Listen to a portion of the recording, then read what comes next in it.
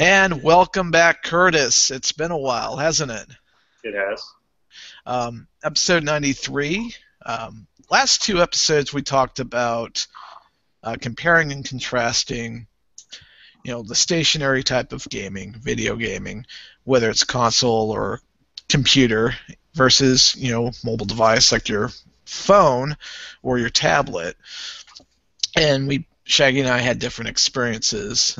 BioShock, WWE Immortals, and then the next episode, Kingdoms of Amalur, with Final Fantasy III being the port of it, which turns out it was an updated version of the DS port from years ago. So very, very interesting. But Curtis has a different perspective on mobile gaming, and some of it is, echoes a lot of frustrations with video games nowadays. Um, and we asked the question: is mobile gaming a blight on the landscape of gaming? Is it necessarily a bad thing, though? At the same time, could history be repeating itself like the mid '80s? So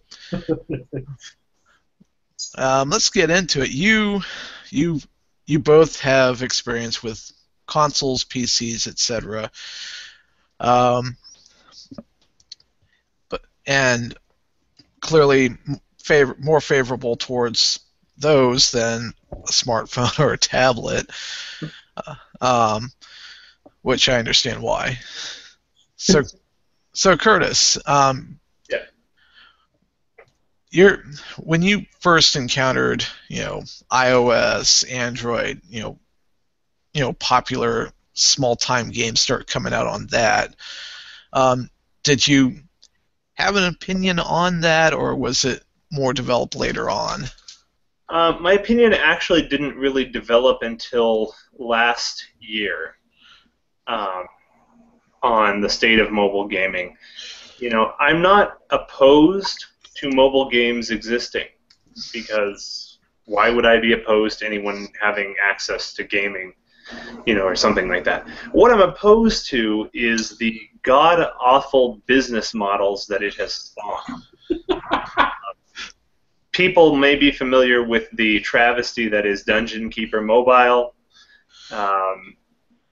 We've had that platform, I guess you would call it, of a business model has started to slowly creep its way into consoles first, but it's even now getting into Steam and getting into PC gaming. And that is the part I'm very opposed to. Are you talking about like microtransactions? Exactly. I'm talking about microtransactions. I'm also talking about day one DLC, and I'm talking about pre-order culture, which has recently spawned something that made me cry. For those of you who might be familiar with Deus Ex, Oh, I love that game. the newest Deus Ex game is called Mankind Divided. I believe it comes out next March or May, sometime in there. But basically, the way the pre-order works for it is it's tiered. There are 5 tiers. The first one is some skins. The second one, I think, is a different gun. The third one has many different kinds of missions, I think, that are added in. But what's really frightening is the 5th tier, which well, back up for a second before I get to that. The way the tiers work is that if a certain number of people pre-order the game, then you go to tier 1 and tier 2, and they just keep whatever number Eidos has set arbitrarily is the number that it takes to get to the next tier. If you get to tier 5, the game unlocks 4 days early for people who have pre-ordered it. So basically what they're doing is they're asking you to pay full price money for a video game that hasn't come out yet, that you're not going to even get till 2016. You haven't seen any footage from it. And then they want you to get all your friends to pre-order it too. Minus the E3 trailer, of course. Exactly. How long was the E3 trailer? Like 2-3 minutes? Yeah, it was 2 minutes long. It was beautiful. It was.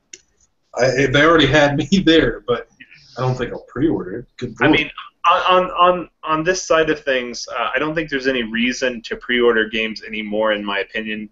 There used to be an argument back in the day for fans of like Atlas, which is a Japanese game developer that doesn't put out a lot of copies in the United States of their games because they have more of a cult following. But even now, Atlas does digital copies, and in the modern digital world, there's absolutely no reason to pre-order a game.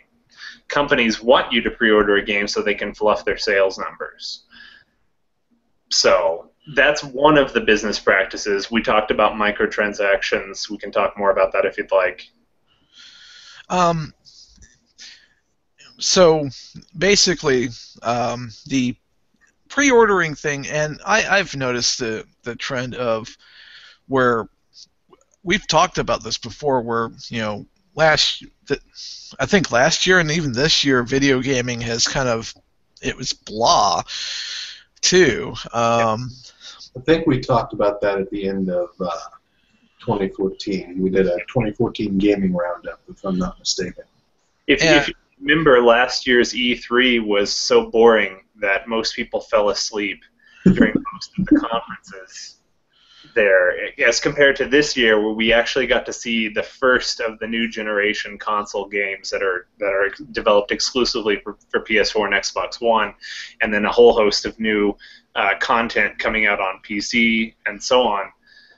But if you'll remember about pre-ordering games, remember Evolve had pre-ordered DLC announced before the game had even been announced. And you look at that game now, I think last time I looked, there's like 430 players live on Steam. Wow. That's pathetic. Yeah, because it was just... Left 4 Dead 2 has more than that, and that game has been out since, 2010, 2011? Yeah. But go ahead. And you mentioned DLC, which is interesting because every time there have been times where I've seen ads for, say, various WWE 2K games where if you order it now, you'll get a character exclusively. And the individuals like CM Punk, Stone Cold Steve Austin now, Sting, it's Ultimate Warrior. And kind of concerning to me with the Hulk Hogan scandal coming out, and they decide, we're going to erase all the references to him. Right. The whole DLC, which can affect DLC in various games as well. That I can see the concern there too. But the microtransactions, especially, which I've been guilty of, like I need some immortal credits so I can enhance my characters. Unfortunately, that's the design of the entire scheme of the microtransaction bullshit that exists. Right. There get people like you, and I've fallen to the same crap too. Like a couple of different mobile games. Like, I mean, yeah, it's just $1. Just pay $1. You get this much stuff. You can buy some exclusive stuff in the game to amp up your production or whatever it is for your game, and then whoopee. Right. I mean, it's just that's the unfortunate part, is because it's so easy for you to go like, I don't want to wait 5 minutes for this building to be done. I'll just pay for it to be done. Or I'm having really a hard time attacking this other clan. Let's get a boost. Right. It's like taking a page right out of the Zynga playbook. If you remember Zynga Games, which started on Facebook 6 or 7 years ago, a lot of those games were free to play and there was no money involved in them, but you had a certain number of moves. I remember Steve and I used to play a Mafia game of some kind, in our off time, and you had 12 moves a day or something like that, and that was it. You had to come back 24 hours later and do it again. And that's really where the business model got started, because somebody eventually along the way realized, I can hook somebody with this. I've heard discussions that there are a couple of psychologists who have helped to kind of work for these companies and spread out this culture because they know how addiction works, and so they know how to make a game more addictive so that you'll spend more money. You know, we recently saw this with the South Park episode, I think, from last year. It was Freemium Isn't Free, which talked about this entire idea about these freemium games. I mentioned Dungeon Keeper Mobile, which is a very beloved game, and the mobile version was just a horrific slap in the face, from what I understand. Watching Jim Sterling's review and Total Biscuit's review of it, it was just it was like watching two grown men have something from their childhood destroyed. It was very sad. Oh my. Yeah. And so they have, you know, people who understand addiction, which gets into some possible ethical breaches, which Right. probably wouldn't be the first time this has happened. What, ethics in gaming? I wouldn't even have thought it. So consumer backlash against the so-called video game press aside, which did not start with Zoe Quinn. That was just another tick in a long series of people getting irritated. I agree. And just to clarify, there's not enough evidence to indicate that she slept with people for favorable reviews. Well, The fact that they were mentioned by an author that was sleeping with her looks bad enough in and of itself. Well, as far as I'm concerned, Zoe Quinn has nothing to do with it anymore at all, and I don't care about her. My issue is in the other things that arose out of that whole debacle that were far more damning. You know what I mean? She was kind of a minor player. She didn't deserve to be harassed or anything, but No, and that was the whole was the whole point. It was other, you know, industry and insiders, so to speak, who decided to circle the bandwagon, and that wasn't helpful. And somebody from some other publication coming out and saying, you know, in that same email list that this is not right. We shouldn't be involving ourselves like this. you remember the Dorito Pope Um, incident from IGN? Ring a bell for me. Sounds hilarious. Well, let me pull it up here. It was from a couple of years ago. I'm trying to remember who it was. It was journalist Jeff Knightley, who worked for IGN, I guess, took a massive amount of money from Pepsi and Doritos, specifically for Doritos and Mountain Dew, to do game reviews, and it was perceived as you know, a breach of ethics, like somebody was paying. So anyway, this meme got started where he was the Dorito Pope. He had a Dorito chip photoshopped onto his head like a Pope's hat, and I think I've seen a few of those. If I looked at it, I'd probably ring a bell. it was also referred to as Dorito Gate. Post Climate Gate from way back when, but you know, yeah.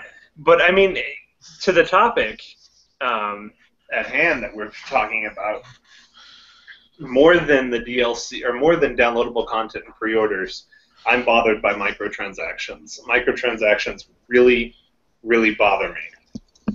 And we were talking before we started. I'm currently working my way through Metal Gear Solid 5, and it does have a few microtransactions, which really doesn't affect gameplay if you don't care about the online mode, which I don't give a crap about that. you can say shit, it's okay. Well, I don't give a shit about the online play, really. But, you know, there was a controversy because when the review copies were handed out about 5.5, 6 weeks ago, a week or two ahead of launch date, there was some question as to whether or not the online component would require microtransactions to even get. And there was some evidence to say that Konami had been planning to charge you $60 for the game and then upwards of another $10 to $15 for the online component. And when some of the journalists brought this to light, they backed off of it entirely. And now, starting the game, you get 30 free what are called main base coins to get started with the online component. But we're talking about Konami, so if they're sacrificing babies to Satan, I wouldn't even be surprised. But microtransactions, are big in Call of Duty games. They're big in Battlefield, any of the online first-person shooters, the online battle arena games. They've even become something of a staple in stuff like Counter-Strike and Team Fortress 2. Which used to be entirely free, but now has a pay-to-win. Well, I wouldn't call it pay-to-win, but a pay-to-get better component to it. I remember when I first started on Steam, I was working at Walmart and I was a cashier, so I didn't have money. The only reason I even had a gaming PC was because I got money back from the school, from like your student loans and stuff. Right. So I was like, what should I do with this money? Oh, I'll blow it on a computer. So I built a computer, and then I started playing a game called Blacklight Retribution, and the gameplay of it is just excellent. It's got this mech warrior aspect. It's like it had all these awesome things in it before Titanfall ever became a thing. And I played for the beta for Titanfall, and it was absolutely disgusting. Anyway, but it also has all those microtransactions and like buy this armor pack and buy this weapon pack and buy more points to get this specific weapon. Like you start out with crap, you really do. Like you start out with hardly anything. You can pick up other people's weapons as you kill people, but it's an absolute pain in the ass to try and start off with just like a couple of rifles and a pistol. Right. But if you get so many points, you get the mech thing, so you can start killing people like crazy. And that gets really fun, and it's really good to get into it, but God, those microtransactions just piss me off. Because it's just like you can't really even get very far in the game without at least doing that once, regardless of the skill that you have. Are either of you guys familiar with two YouTube reviewers, Total Biscuit and Jim Sterling? I've heard of Total Biscuit. Okay. I like both of them because they have enough differing opinion from me that I don't agree with them half the time, and so that makes me feel like I could trust them a little bit more when they review things. And I can tell you that when it comes to microtransactions, Total Biscuit has this view that there are two kinds.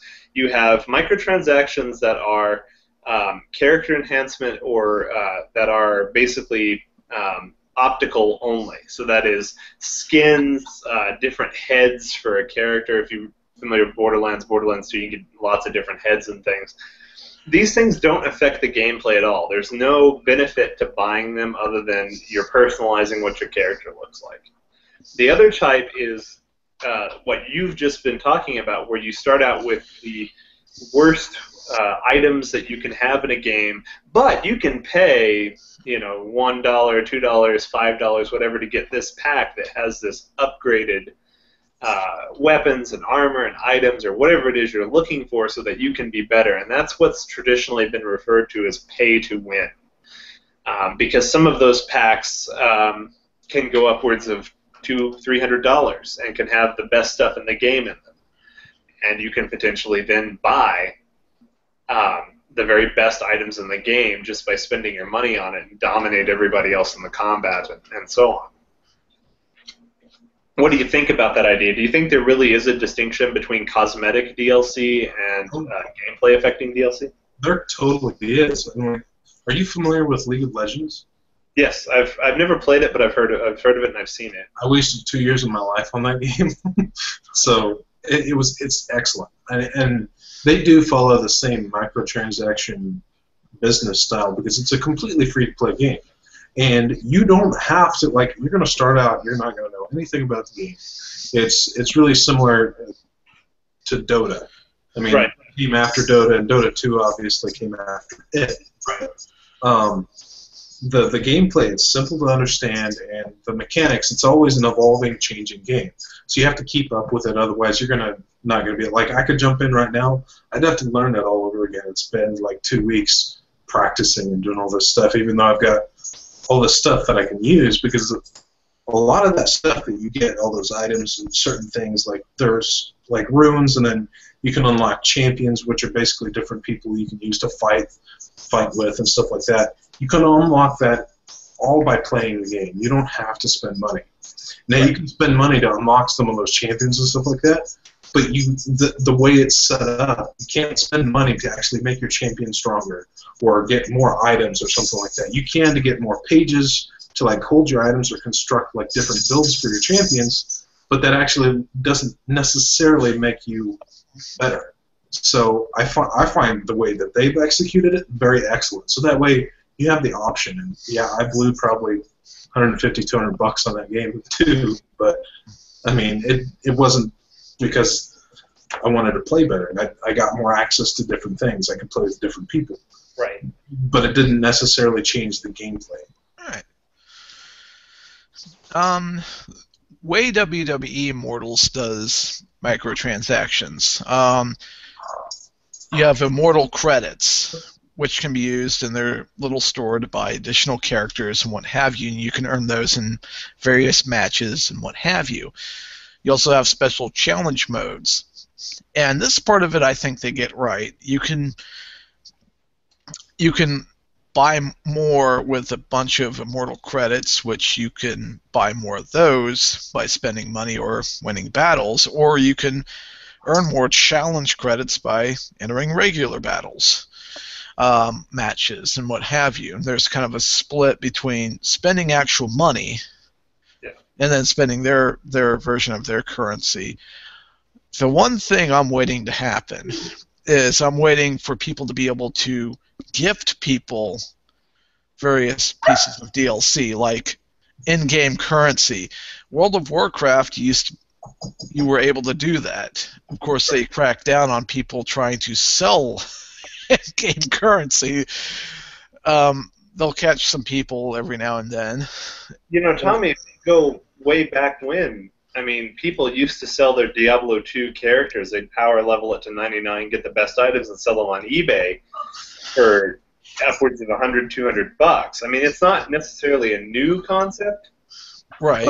But I totally see where you're going about this whole idea about gifting. You know, it kind of seems like it might be the next thing to pop up in some of these games. And to me, you already have. I'm seeing some some kind of repeats of a pattern. Before my time even. NES came out in the late 80s, and that's when video games started making a comeback to a point, because there was too much stuff flooded in the markets. There was the market was small too back then. You have to remember it was probably I'm just guessing 100th the size the video gaming industry is today. Probably more like 1,000th or 1,000,000th or something like that. But it was very small deal in the 80s. By comparison. And you'd have people from various publications who knew personally video game developers, the Company Online, which later became Sierra Online, and some other trade publication I can't remember their name of, comes to mind. But even then, there was still legitimate criticism of horrible ports and things like that. Even though they didn't really want to, talk bad about, a product put out by people they personally knew, but they still believed in quality. So there's that conflict there. Eventually, things just kind of crashed because there was too much, more supply than demand. Do you think that a crash is imminent? Is it a good or bad thing? If there is? I don't think that there's one imminent. I mean, I certainly can't see the market crashing next year or even 2 or 3 years down the road. But I think it's possible that it could, and in some ways, I think it would be a good thing if it did. There are, anybody who plays in video games knows the evil side of it when it comes down to dealing with companies like Activision, EA. Now we can add Konami to that list of shit-based companies.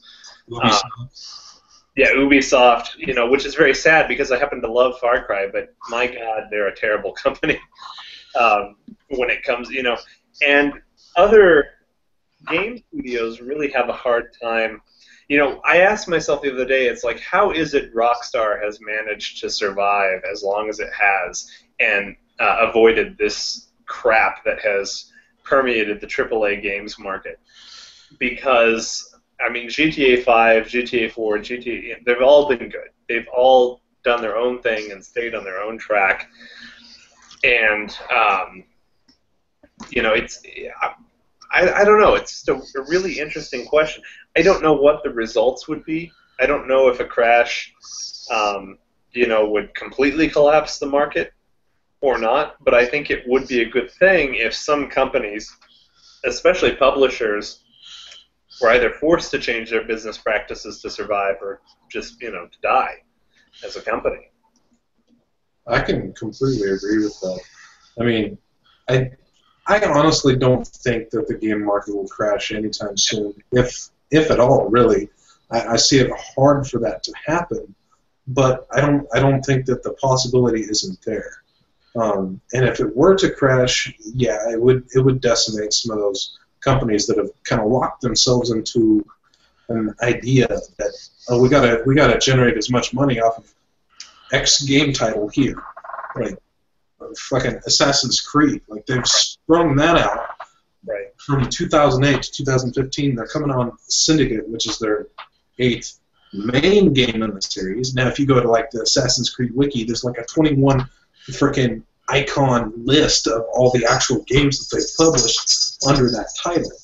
And right. To me, that's fucking beating a horse with a dead stick, or a dead horse with a stick. You know what I mean? Correct. We saw this coming in 2011 when Ubisoft said that they were going to put a ban on new intellectual properties within the company, and that they were going to focus on monetizing the intellectual properties they already had. At the time, that was Crysis, Far Cry, and Assassin's Creed. And, this is 2011 is the height of Call of Duty madness. I think Modern Warfare 3 came out that year and ended that trilogy, and that was the time when people started to really get sick of Call of Duty games, although at the same time, for every one that didn't like it, there were two who did, and there was enough of a market to keep going. And that's what I was going to say. I agree with Shaggy that a collapse of the market is not imminent, but I could see a collapse of franchises being imminent. For example, if this year's Call of Duty Black Ops does as bad as Advanced Warfare and Ghost did, it's a really hard thing to say what's going to happen to certain intellectual properties like that. For as much as I liked Far Cry 4, it was basically just a reskin of Far Cry 3 with some new weapons added and new voice acting. And that is in my mind, that is a mobile gaming philosophy. To reskin your title, re-release it, make more money off of it, keep making money, and so on. So Angry Birds. Well, Angry Birds is an example, but the problem is that I don't play mobile games. I don't have any on my phone. I've never had one on my phone of any kind at all. And so what I know comes from what I read online, whether it be through the journalism websites or what I see through the YouTubers I follow, that sort of thing. Most people I know are strictly PC, console, maybe some handheld. I mean, the closest I get to mobile gaming is my PS Vita here, which to me is a mobile gaming device, and I take it out and play with it once a month probably, when there's that one specific game that I just have to try, usually like a JRPG or something like that. So, you know, it's a tough market to sell to me personally because my money is limited. So when I buy a video game, I want something that's going to be worth my money, that's going to entertain me, going to tell me a story. You know, I hate to fall into that trap, but I prefer more mature games, at least in the sense that they mature in the way that they have been constructed well. Not necessarily that the story is gritty and violent, but just that the game is a game that was not thrown together in a month, you know, by some studio we've never heard of. Basically, where there's like some sort of solid story, not just Destiny. Well, where they kind of like, it was like they had the intention of having a pretty epic story in there, and then they're just like, no. They're just going to play the game and shoot each other. They don't give a damn about what the lore is. And like, right, well, we have an issue. Recently, one of the, I think it was the head of EA, had said that nobody gives a crap about single-player games anymore. It's all about multiplayer. And this was in relation to Star Wars Battlefront, which looked like it was going to be an amazing game, and now looks like a piece of trash that I won't give them. And the funny thing is that if that was the case, then why did Skyrim sell 11 million units the first week? Why did Fallout 4, when it was announced, get something like 4 million pre-orders in 24 hours? You know, I think when you get down to... I'm going to fall trap to that pre-ordered game, too, just because I tell you, I haven't pre-ordered it, but it's one game I would consider pre-ordering if there's some kind of incentive to do it. Now, I know that seems kind of contrary to what I said earlier, but, you know, I don't know. That's a hard... Maybe I need to reevaluate my stance a little bit, but I mean, here's the thing, though. I mean, I'm a massive fan of the Metal Gear series. I've played every single game since the very first one back on Super Nintendo, and I didn't pre-order 5. I got it, you know, when I got the chance to get it, and it's... You know, pre-order culture can be a bad thing, but I guess in some ways it can be a good thing. Although, if you remember, those of us who are older remember what pre-ordering games used to be. You'd go to GameStop or Walmart or Hastings and you'd give them a $5 bill and they give you a receipt, and you come back 2 months later when the game launched and pay the remaining balance of the game and take the game home. That's what I bought my PSP. Exactly. It's not like it was today, or it is today, when you pay the full price of a game up front, sometimes months or even years in advance. If I remember correctly, Skyrim was announced 1 year before it came out, and Amazon was doing pre-orders in January. You know, 9-10 months before the game even would come out. And so there's this weird culture that surrounds pre-ordering that I just don't understand anymore because it's gotten so far out of hand. Pre-ordering back in the day, and it still does happen every now and then, where you can, you know, put $5 down to kind of reserve a copy, and it's basically a glorified gift card. That's all it is when you do get your actual copy of the game. Nowadays, and there was some incentive to get it. You would basically guaranteed you would for sure, as long as you had the rest of the money, get that game. And you know, back in the old days, you had there was a chance the game might sell out day one. You know, in a post-digital society now, that is a completely irrelevant problem. And I mentioned that earlier for the Atlas game, which was a bigger concern for Atlas games. Even now, it's a totally irrelevant problem. And that's why pre-order culture has adapted and pulled in, you know, all these goodies to get you to buy the game. The worst thing in my mind is when there are multiple pre-orders from multiple different groups. And Fallout New Vegas was a prime example of this because it had a different pre-order bonus for like 7 retailers from GameStop to Amazon. Right. It was seriously, you had to have a spreadsheet to figure out which volume, where to pre-order to get the most stuff out of it. And of course, all that stuff showed up on the Game of Year edition, and then eventually on the online stores, 6 months later as DLC purchase for cheap. But it gets a little ridiculous, in my opinion, when you need a spreadsheet to figure it out. Fair enough. Nowadays, there's no true exclusives. There used to be box sets where they throw in extra little items, little booklets, giving additional information. You can get that with some games nowadays. I mean, granted, I agree with you. It's not near as popular as it used to be. Like when I used to get like Game Boy Advance games and stuff like that, or like when I got my first PlayStation, it came with a demo disc. Like demo discs aren't a thing anymore. Your PlayStation, you get the PlayStation.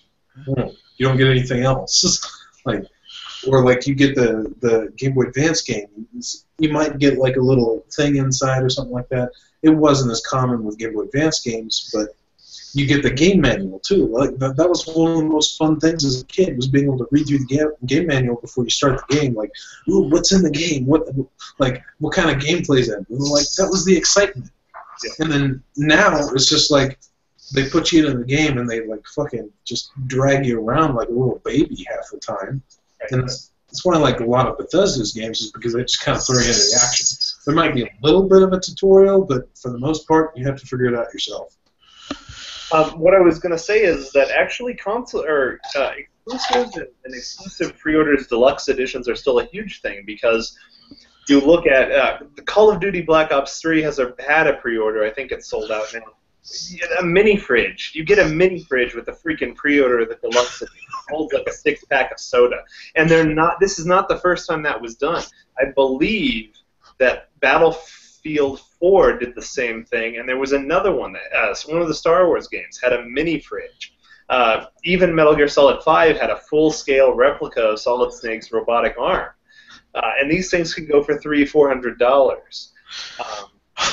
And they sell out day one usually. If you can't find them after 24 hours, good luck getting one, unless you go to eBay and you're going to pay the $800, $900 price tag somebody wants to sell it for. And the same thing is true. You were talking about demo discs, which reminds me of what that's become is bundles. Now, instead of getting a demo disc with 10 different games that may or may not be coming out in the next year, you go and pick up. Like, I just bought my PS4. Here, let me find the box. Did it have like a choice of 4 games with it? No, the only one they had was this Arkham Knight edition. Have you played it yet? I haven't played it yet. You're gonna love it. So what it did is it gives me an entire free game basically for buying the console. And there are several of these. You look, Black Ops 3 again. It has actually, not only does it have a bundle, but it has a unique PlayStation that's got a black and orange theme. Metal Gear Solid 5 did this. They had a red PS4. Destiny had a beautiful pearl white with some weird patterns on it, type thing. So there's a lot of quote unquote, I guess you call it, choice in consoles that you don't see, I think, on PC as much anymore. But yeah, I do miss the days of the demo disc and flipping through game manuals. I was more referring to where it would have like maybe the strategy guide bundles, or maybe even a little nice big booklet giving extra information on characters, additional backstory. They used to do comic books a lot of times. You get, I think Legacy of Kain had a special edition that came with a 64-page comic book. I think it was done by Todd McFarlane. Somebody would have to fact check me on that. I may be wrong. But and that was the only way to get that issue of the comic, was because it had an alternate cover, was to buy the game, the deluxe edition. Mass Effect 2 came with like a comic book. There was a separate comic that kind of filled in the story between the first and the second game. It also included like so many page, like 100-page art book, and that's the coolest thing about a lot of PC games now.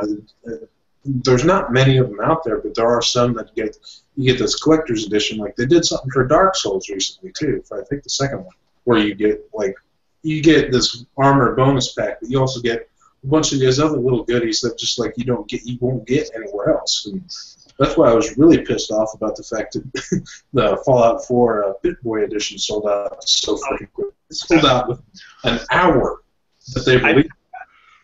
I completely forgot about that. It comes with a full-scale replica of a freaking Pit-Boy. I know, and I was like, I wanted that so bad, and I was like waiting. I thought I would get an update on my phone when it was going to happen because I've been checking, and I'm like crazy about Fallout 4. Like, I'm itching because there's a month and a half left. Yeah. But like, I wanted that part so bad. Like, I was totally ready and willing to throw down $120 just for the collector's edition because I think it also came with like a book or something else. Yeah. But I mean, I can still get the app and control the Pit-Boy on my phone, which is going to be freaking awesome. But because that comes free, you don't have to pay for that part. But I wanted the damn Pit-Boy so bad. Right. Oh. You know, actually, the thing that kind of surprised me is I was looking at this. It's Black Ops 3 is the second Call of Duty game to do the mini fridge thing. And so I was kind of disappointed because since it's in the future, I was expecting it to come with a full-fledged drone aircraft. You wait and see. There will be one of these military shooters that will have a deluxe edition with a drone that comes with it. I'm actually surprised it hasn't happened yet. I'm sure it will within the next year or so. Maybe we'll get it and go through Wonderland or something. Yeah. But you know, a lot of this culture was here before mobile gaming, but I think that mobile gaming has given it a resurgence, especially when it comes to consoles. Consoles seem to be harder hit at the moment than the PC market, and I think it's because right now Steam has an absolute monopoly. I mean, I don't know anyone that uses Origin unless they have to. Like, I bought Far Cry 3. I bought it through Steam, and I launched the game through Steam, but I still have to go into Origin to do it, which is funny. Yeah. Same thing with Uplay for any Assassin's Creed game. That makes my mind out. Doing the whole Uplay thing.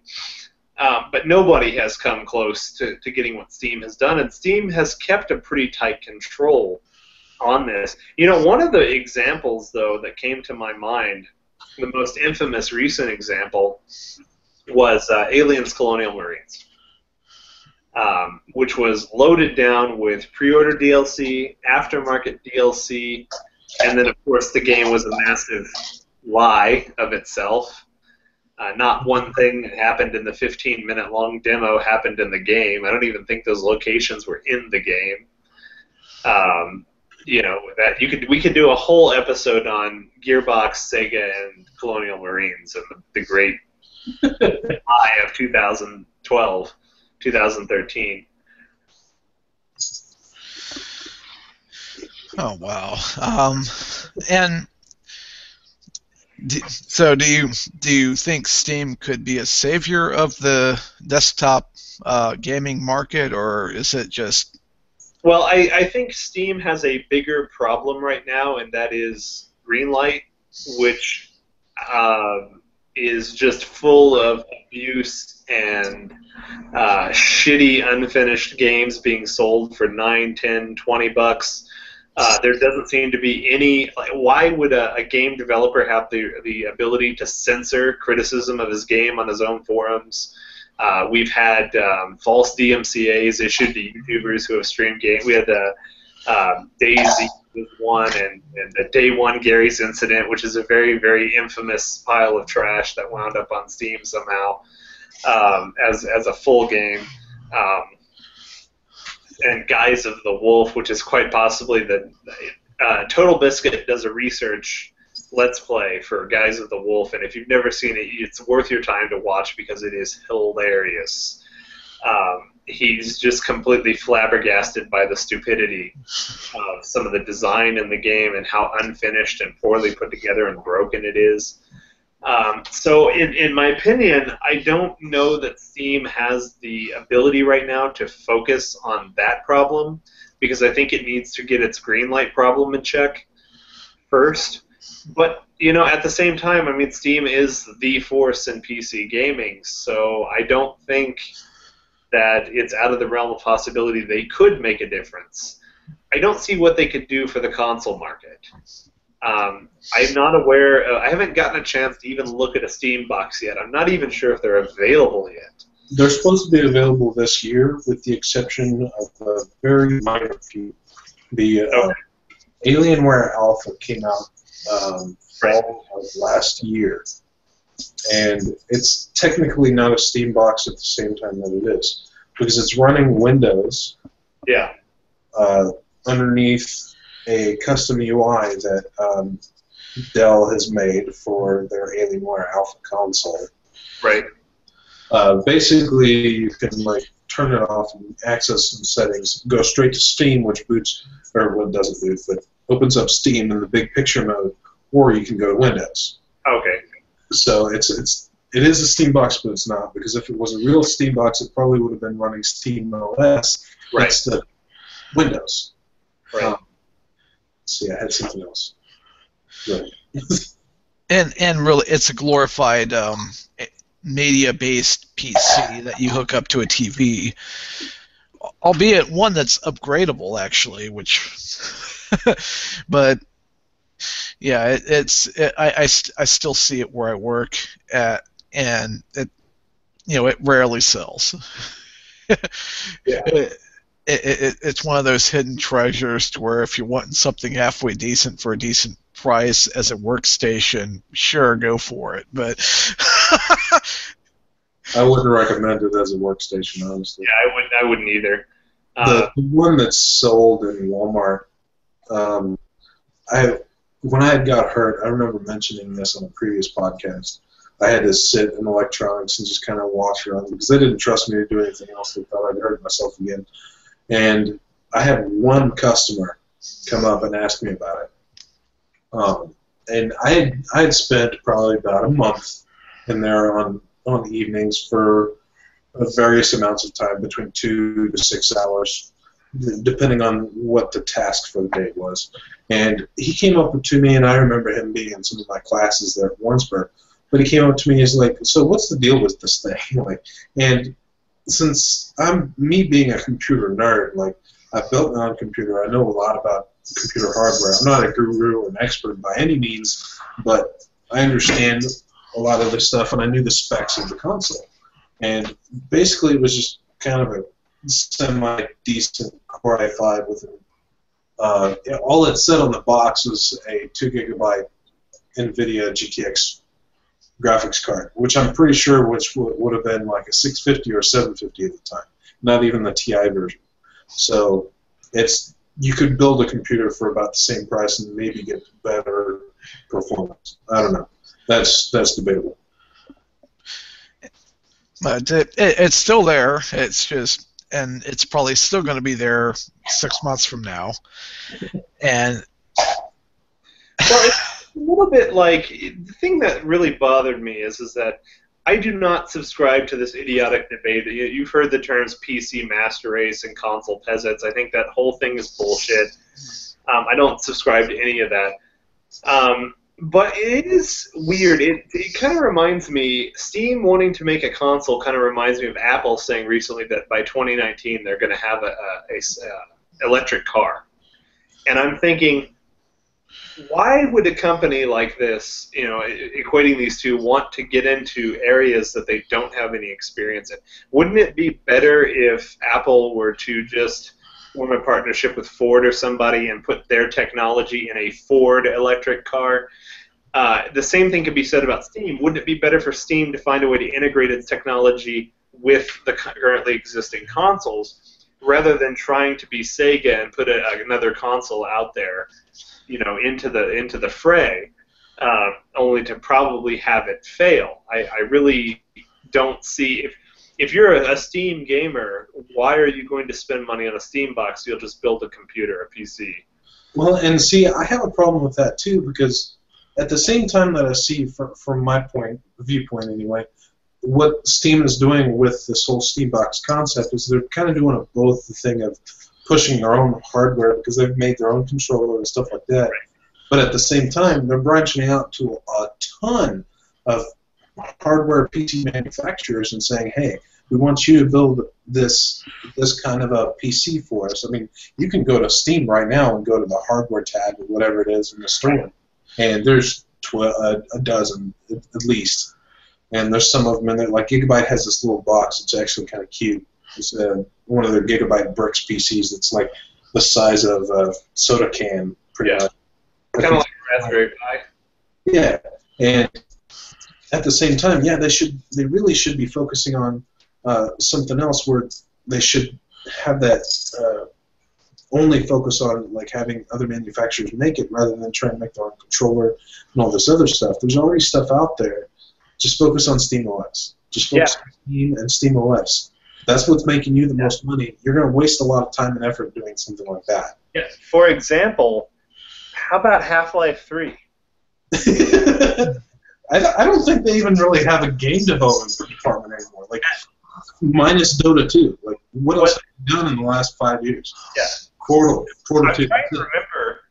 I think it was Volition who recently said if Valve would grant the rights to them, they would go ahead and make Half-Life 3. Just give us. They wanted to do it. It's funny to see a studio wants to do it. Out of the kidding side, I don't know many people who honestly are expecting it to come out. And given what happened with Duke Nukem Forever, I'm not sure I want to see Half-Life 3 at this point. I think it may have passed its prime, and we just need to move on. But, it would either be a major horrible flop and just be an absolute turd, or it would be one of those situations kind of like with Portal 2 where like there was such a time gap between Portal, made in 2007, or came out in 2007, and Portal 2 that released in late 2011, early 2012, where they actually practically got a new generation of gamers involved in the game. And that was actually epic and great for Valve. They sold so many copies. It was one of the best games they did, better than the original, in my opinion. That's right. Another thing I wanted to mention on a comment that you made earlier, and I just forgot it again. Never mind. Don't worry, I do it all the time. No, I'll confess. The only gaming console I technically have is an old Sega Genesis right now. I'm mainly desktop computers. And one day I will own a desktop computer that has 8 gigabytes of memory in it again, at the very least. I have 2 that has 4, and that's all they'll basically carry. But from what I have seen, in terms of gaming on any platform, one of the big concerns was oversaturation to the point where people are just sick of it and have better things to do. Flappy Bird and its 7 billion clones. Which the guy that made it basically felt so horrible that they pulled it from the market, and then they said they would make another, but please take a break every now and then. Yeah. And those sorts of things. And then you have things that appear to be games, but they question whether they're actually games or more interactive fiction. Right. Too. Maddox kind of in one of his satirical articles bitches about that. Like you want something with a full storyline, things like that for single player. Not always.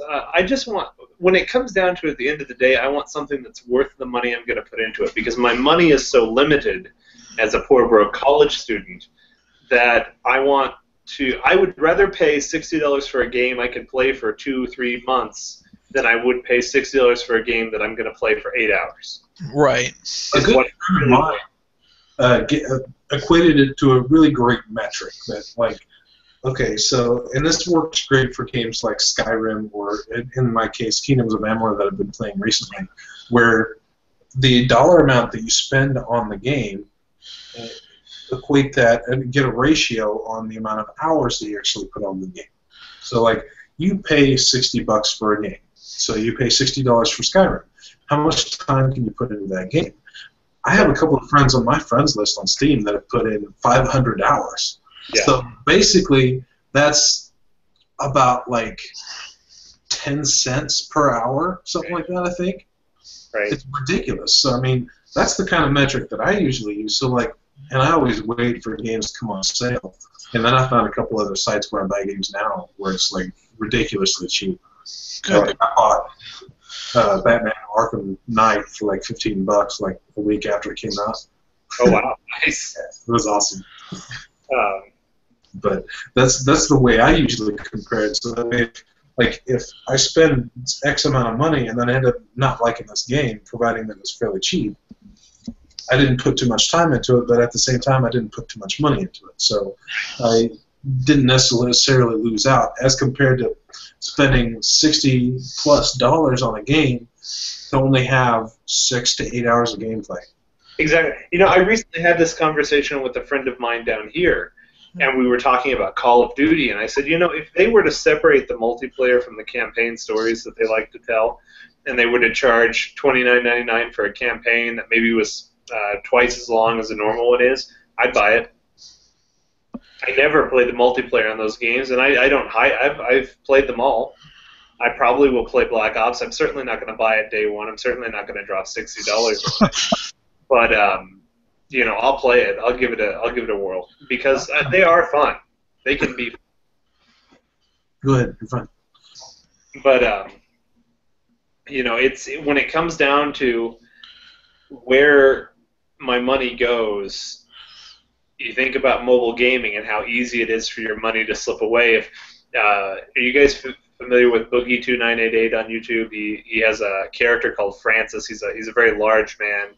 And he has this character who rages at things all the time. It's kind of a comedy thing. He had one episode where his mom is played by his wife. She's a character, and she comes in and she says, "How did you spend $300 on the credit card?" And he's talking about playing Candy Crush and about running out of moves, and that he, you know, it's so addicting. You know, he ended up spending $300 on the credit card on Candy Crush. And that's one reason I stay away from mobile games in particular, is that it's easy to do that. My sister was playing something and she ran up $60 on the phone bill, buying stuff off of one of the mobile games pretty easly without even realizing she'd done it. Oh my God. It's a nutty thing. My ex, she spent money in Bubble Witch Saga 2 just to get the boosting, because it's easier to have those for free in the beginning than it is at later levels, where it becomes more and more difficult. A lot of people have done this, and I'm one of them too. That's thankfully not that particular game, but a different game. And I think there will be kind of at some point a recession of sorts for, you know, microtransactions, because eventually people are going to see through that and kind of get tired of it.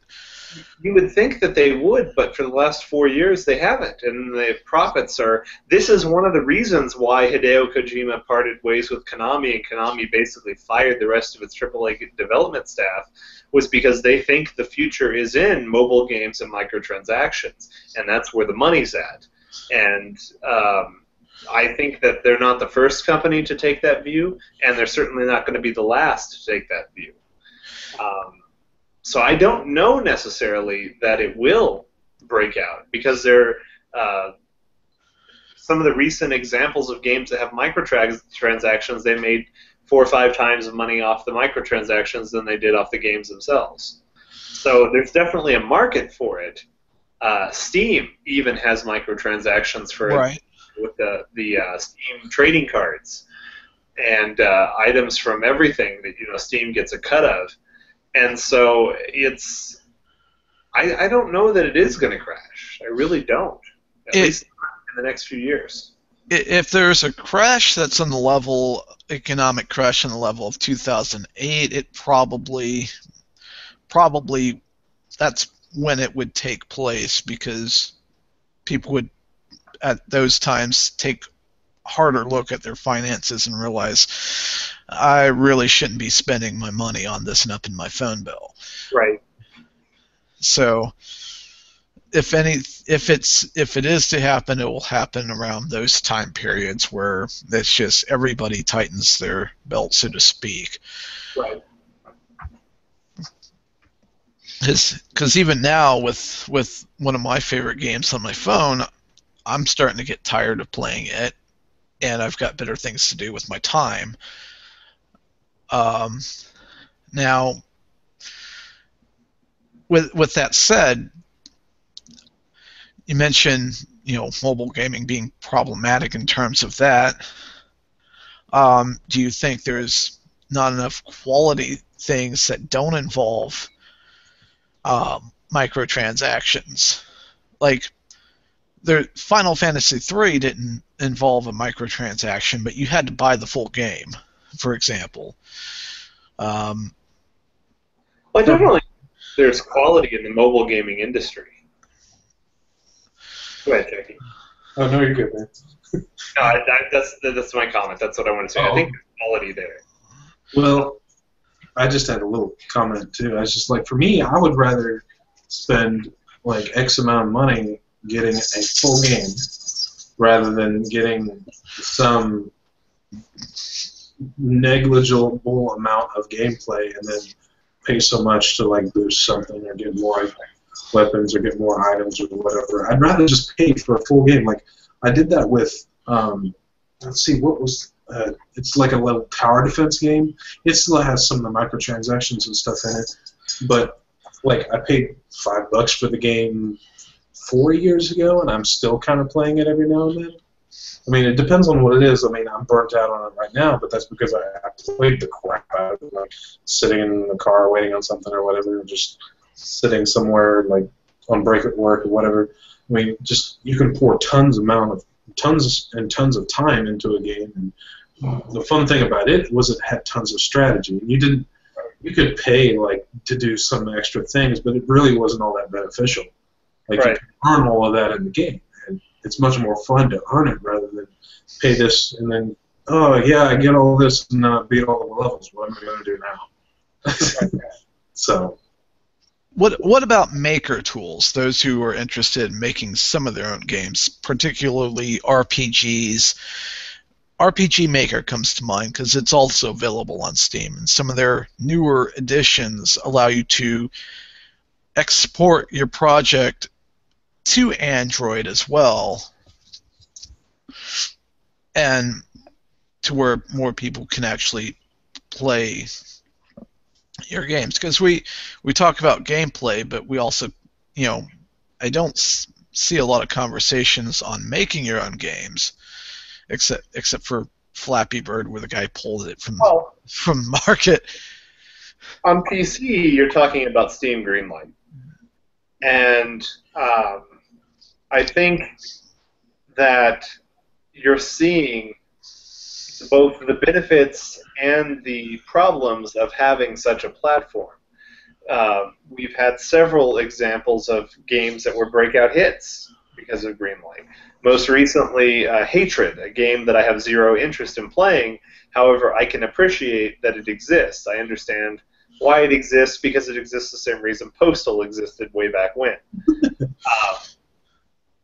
But then at the same time, like I mentioned, you have other problems that show up. Day One, Gary's Incident, Guys of the Wolf, these just poorly put together games that are being sold for $20, $30. The developers are censoring all the criticism of the games that they can, going so far as to take down videos falsely accusing them of copyright infringement. The Passions class! Yeah, sorry. that unfortunately did happen. Phil Phil Wesley of DMG Ice did a review on it and said that it was a good first effort.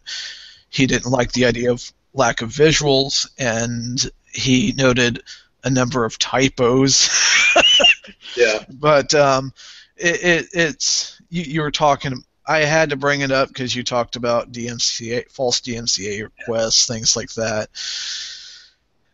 Well, if you've never heard of it, there's a particularly terrible game called Ride to Hell Retribution. On Steam. Again, Total Biscuit has a beautiful Let's Play of it that is just hilarious and showcases the absolute this game never should have been made available to sell based on what it was. I will point that the fully clothed, dry humping sex scenes are hilarious and very misogynistic at the same time, but also hilarious. There's another YouTube channel that I follow that had that, and they always do top 10s. It's called WatchMojo.com. Yeah. And I love a lot of their stuff that they do because they do top 10s about pick a topic, you name it, they probably got a top 10 of it. Like, right. It's not just video games, it's like actors, movies, right. Comics. And it's there. And it's really cool because, and they did one on the basic idea of like top 10 crappy X video games or something like that, and that was one of them. Yeah. And like it showed an image of the physics engine in it was so shitty too, on top of like all the dry humping and all that stupid crap that they had. Like there was no story. There was hardly any story to it. It just didn't flow well. It was so choppy. And then the physics aspect, like the motorcycle was facing this way, but it was accelerating that way and sliding and like. Yes. It's just as dumb as like going in and playing like Goat Simulator, which now granted that game is kind of technically designed that way, even though from what I've heard it was actually just like broken and they decided to push it out anyway. It's kind of just part of the gameplay. But no, that's the funny thing about Ride to Hell Retribution is that there are times when some of the motorcycle enemies will randomly stop and fly up out of the view of the screen into the sky. And you're thinking, this is a $30 game on Steam. Why is this doing this? So let me get this straight. There is an actual game with sex scenes that do not involve clothes coming off at all. Yeah, no, Tommy, honestly, we should probably link it somewhere as a joke so that readers or listeners can see it. There's plenty of YouTube videos. You just search Ride to Hell Retribution sex scenes. It has the worst, cheesiest music. Everybody's fully clothed. They go way too far, which is what makes it hilarious. It's just... I remember what the top 10 video was. It was not the top 10 crappy video games. It was the top 10 video games that portray sex poorly. Yeah. Another one of them that was on there was GTA San Andreas. Right. Where it had those like hidden sex scenes in there where it's like practically like the man doesn't have a penis, okay? And they're fully clothed, just like in that whatever that game was called.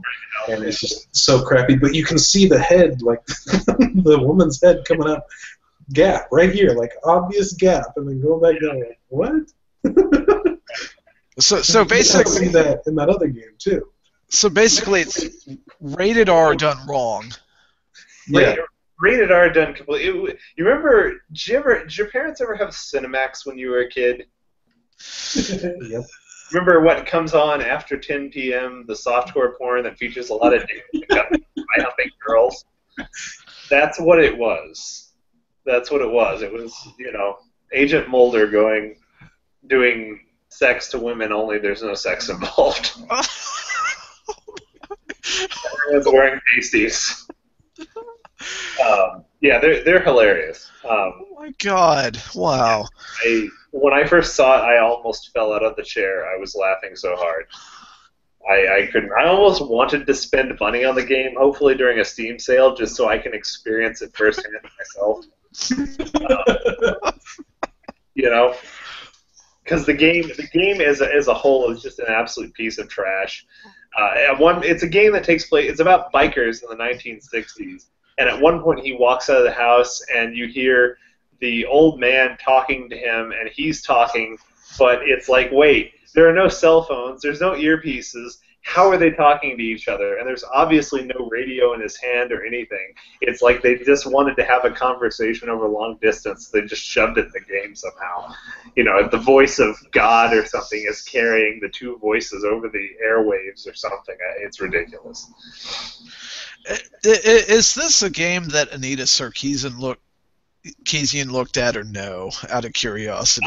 I don't think that she has looked at. It's a very small-time game. The company that made it is from the United Kingdom, and if you look them up, they're mostly known for making NASCAR games, shitty PC NASCAR racing games. And so this was obviously a project that somebody said, I have $100,000 and I want to make a video game about bikers in the 1960s and motorcycle gangs. Make it happen. And they, came back 5 months later and said, "Here's Ride to Hell Retribution. Go for it." Because if even she doesn't even want to talk about it, it's probably pretty horrible. I don't know. I don't know much about her. I have about her that are different for a different story, a different time, another day.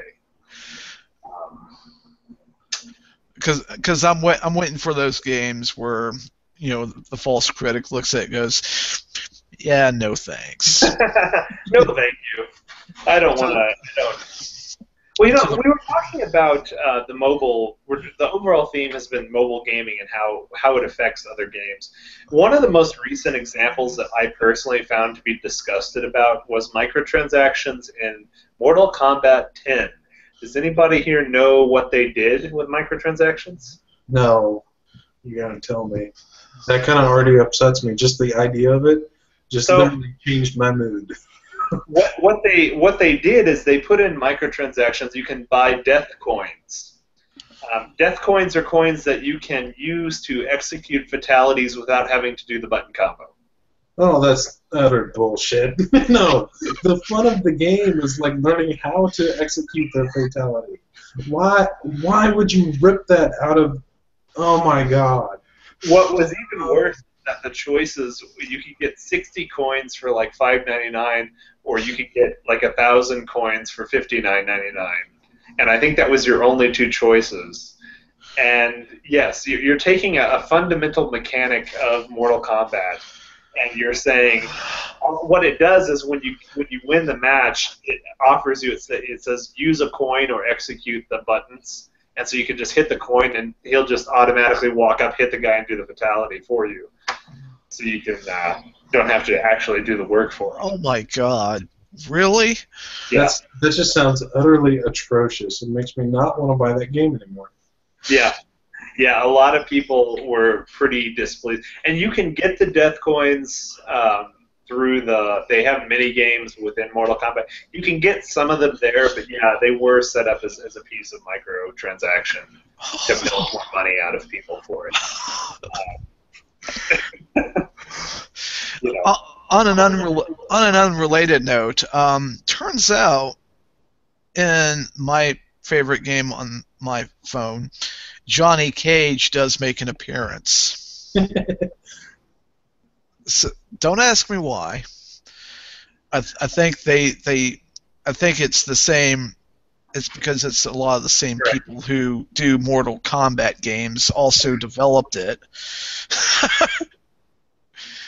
Yeah, that could definitely be the case. And I'm like, oh, why? Recently, there's been this discussion. I know Jim Sterling has talked about one of his contacts in the industry who won't give a name because he fears reprisal for speaking out. But he's talked about one of his contacts within the industry has talked about how CEOs of major gaming corporations, gaming boils down to 3 games: Clash of Clans, Candy Crush, and Call of Duty, which all have this special similarity between them that they can be churned out year after year after year after year, new copies all the time, and they're a continuous money-making machine. And he talked in that episode. We ought to link to that episode. I'll get it for you, and we can link to it in the comments later. But he talks in the episode about how this has been influencing game design development. And you might have noticed in the recent years there's been a downturn in the number of horror titles available. There's been a downturn in the number of traditional ARPG titles in the works. You haven't seen quite as many space simulators. Like I think recently we got a game called Elite Dangerous that came out, but that's the only one that I've thought of having been anything like a Wing Commander game. We used to see a lot of those, build a starship and dogfight. And the industry has just dropped those entirely because they're afraid there won't be any money to be made. But like as in the case of Elite Dangerous, it made a lot of money, a ton of money. And the industry is just leaving ideas and gaming pieces of gaming history laying on the floor for indie devs and smaller studios to pick up and make a literal boatload of cash off of, which is kind of ironic to me. Well, and the thing I see about that is one problem that I can see that's caused this would be that in the case of like space simulators or certain titles from action RPGs and stuff like that, they're kind of a niche inside the entire gaming realm, and then that's why I have like such immense respect for like Bethesda Game Studios as a developer and a publisher, because minus Elder Scrolls Online, there's not a bad game they've ever done. Which they didn't even do. That was ZeniMax. Well, yeah, and even that game wasn't very bad. I had the opportunity to play the beta. The gameplay is excellent. What they've done with the gameplay was just crazy. Like they introduced dual wielding and a bunch of other stuff, and then like different kind of a different take on a skill tree and stuff like that. But when it comes to like some of those other niche games, like if you talk about space sims and stuff like that, there was a series of games called like X and then X2 and X3, and they all had different titles and stuff like that. And then they came out with one most recently, I think it was in 2013, and a buddy of mine got me into it, and it's super complex. Like, it's not like, okay, you go in here and build a ship and whatnot. No, you get a ship, and then you can go in and build stuff, but you also have this entire commerce system. You have different worlds you can travel to, like an entire, almost like a galaxy. Just the span of a game is like, it rivals EVE Online, but it's not an online game. It's completely single player. We're going to see that here in the next year with No Man's Sky, which is a PS4. I believe it's exclusive. It may not be, but it's a procedurally generated galaxy. It's exclusive. I remember what you're talking about. It looks really cool. Recently, they were discussing that if every living person on the planet were to play the game for 1 second, it still would not be enough time to explore the entire procedurally generated galaxy that the game has. Which means when the game does launch, there will be planets that less than 1% of the population will ever be able to go and explore and see, which is quite incredible to me, that level of detail and so on is possible these days in gaming. I love games that really aspire to go to a level like that. Maybe not in terms of size, but combining a massive game world with procedurally generated aspects. So like a simple game, for an example, you can take Minecraft. Minecraft was such an excellent success, and Mojang has done so many things with it now, and unfortunately Microsoft owns it now. But it's the possibilities with Minecraft itself. You can generate a world based on a seed. Like, you can control the generation now. Like, there's a tool with the latest release of 1.8 that you can actually control the generation and customize it, but it's still procedural based on seed. And that seed, I think you can include up to a 64-bit number. And for those of you that aren't familiar with like the length of a number when it comes to that, it's basically, let me see, I think it's 4 trillion. I don't know. It's gigantic. It's Yeah, absolutely ridiculous. it's huge. So Well, because I have to head to work, unfortunately, we do need to wrap this episode up. But I will say it's been a very productive episode. It's kind of gone into some of the things that I've seen going on so far that probably needs to be corrected. Things from cruddy, overchurned products. You mentioned this, Curtis. Yeah. Abuse of the concept of microtransactions, pre-ordering. Right. We also kind of went into corporate compliant press, which Right. to a point, and other things where consumers are just basically seen as money generators and nothing more. To now where some stuff is still going to continue, but if there was kind of a recession of sorts, it would probably help weed out some of the problematic companies and allow others to shine, which you've alluded to with indie developers. Right. I definitely think that indie development has a lot of potential. I mean, I don't know if it's really considered indie development, but that game company producing Journey and Flower and Flow has me so hooked I can't wait for the next thing that they put out, and who knows when that will be. So, yeah. But yeah, I think this was very, very productive, and hopefully we'll have more related topics on things like that in the future. Right. And I hear a console going off, don't I? Yeah, my PS4 woke up for some reason. I think I bumped the controller. Yay! But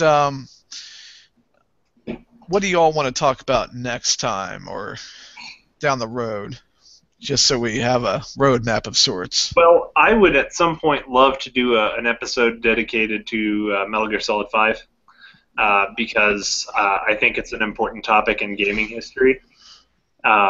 So, given I'm currently playing for it, that's something we might want to consider 2 or 3 weeks down the road. Definitely not, within the next few days, because like I said, I put 40 hours into it, and I'm only 28% done.